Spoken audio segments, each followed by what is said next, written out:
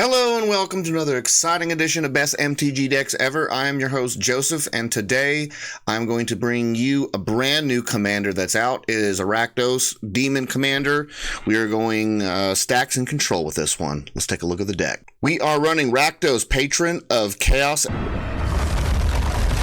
as our commander. He is 4 colorless, 1 black, 1 red, flying trample, 6/6. And he has an interesting ability. At the beginning of your end step, target opponent may sacrifice 2 non-land, non-token permanents. If they don't, you draw 2 cards.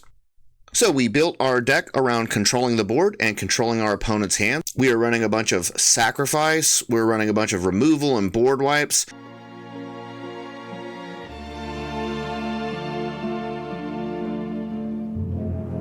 And what we want to do is basically get our opponent's hands empty, get their boards empty, and then we start building, taking advantage of the commander's ability.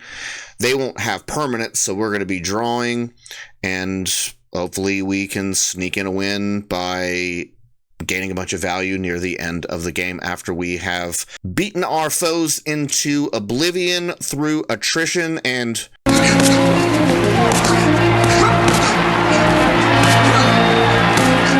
unfun gameplay. Let's take a look. We are running a Planeswalker. I usually don't run Planeswalkers too often, but here we go with Chandra Awakened Inferno. I like her because she can't be countered, and she creates an emblem where our opponents take a damage every turn. And with the way that we're running this, we're going to be looking at some longer games so we can get a lot of value out of her. We are running 29 creatures. Here's an example of one Dragon Master Outcast. This is more for late game. We'll want to play this when we already have lands on the battlefield. We do not want to play this early. Just leave it in your hand, and we just want that 5/5 red dragon creature. Like I said, we're going to be doing discard. Our opponents aren't going to have hands. We're going to wipe their board. We're going to do all of our fun control stuff. And then we drop this down and we start overwhelming them with 5/5 red dragons. Here is an example of discard. We've got some stack stuff. Dauthi Voidwalker. Dockside, of course, is always going to be good because it gives us a bunch of ramp and a bunch of treasures. We've got reassembling skeletons so that if we need to sacrifice something on our side, we can keep getting this fodder back from the graveyard. Valky, God of Lies is good, but we actually want what's on back, Tibalt, Cosmic Imposter. This is for that late game. We've cleared the board, cleared their hands, we cast Tibalt, and then we start stealing their cards and really overwhelming them with value. We've got a bunch of cards similar to Fleshbag Marauder. Cast him, everyone's sacrificing, we are controlling their board state. Imperial Recruiter is going to allow us to get whatever clutch thing we need. If we need them to discard, if we need some board control, if we need a stacks piece, this is going to help us get it. Here's another stacks piece, Magus of the Moon, non-basic lands, our mountains. We are running a bunch of basic lands, so this is going to be very asymmetric when we cast that and put it on the board. Most of the creatures in the higher mana cost, these are all part of the game plan of throwing them out later in the game when we've completely taken control of the board and reduced our opponent's hands, and we can start putting power out there, and we just will overwhelm them with value. Turgid is something that we can get out there earlier because the nature of the power, we're going to be making them sacrifice and discard, and Turgid could very well just give us the game right away as long as she sticks on the board. We are running 16 sorceries. We've got a lot of power in here. We've got board wipes like Blasphemous Act.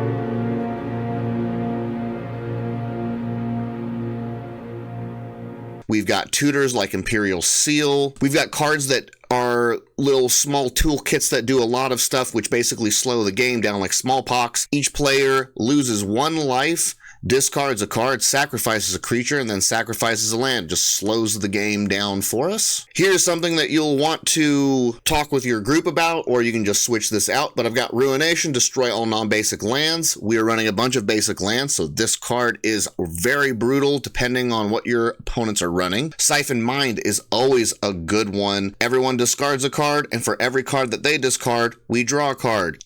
It's basically our opponents lose 3 cards and we draw 3 cards. Great value. For instance, we're running Vampiric Tutor and Soul Shatter. We got some sacrifice action right there. For artifacts, we are running some Mana Rocks. We've also got Defense Grid, which is going to prevent people from casting spells on other people's turns. We are also running Strionic Resonator and Lithoform Engine, and the reason why we are running these is because we can copy triggered abilities, and the triggered ability that we want to copy is Rakdos, which is triggered at our end step, and that will cause us to be able to target 2 opponents to sacrifice 2 things, and if they don't, we draw 4 cards. We've got Smokestack, which is brutal. At the beginning of your upkeep, you may put a soot counter on Smokestack. At the beginning of each player's upkeep, that player sacrifices a permanent for each soot counter on Smokestack. Utterly brutal. For enchantments, we are running some good stuff like Chains of Mephistopheles. This one is always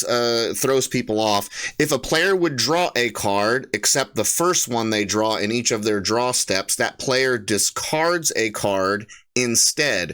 If the player discards a card this way, they draw the card. If the player doesn't discard a card this way, they mill a card. Essentially what this does is it just prevents people from drawing cards.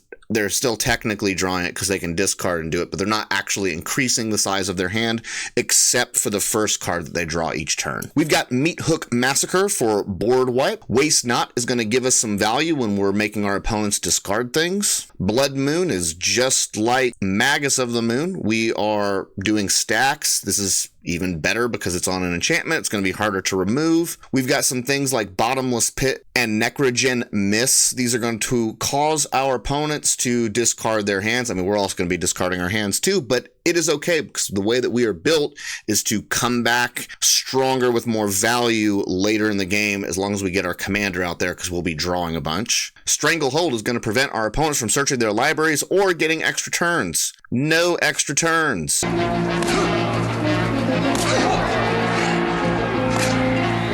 Eldest Reborn is really good because they're going to be sacrificing creatures or planeswalkers, then discarding a card, and then we can take a creature or a planeswalker from our graveyard and put it back on the battlefield, giving us even more value.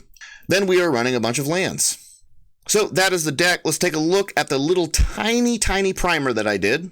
Here is the tiny primer. There are 3 things that we kind of want to focus on. We want to use Strionic Resonator and Lithoform Engine on the commander's ability. We can tutor to get that if we don't need the tutors for something else, like a specific stack piece or for board wipes. Use discard and board wipes to create value and pull ahead. After we have gained control of the board and opponents don't have hands, we build our board and smash face. So that is the deck. I hope you guys enjoyed it, and I will see you in the next one. Bye.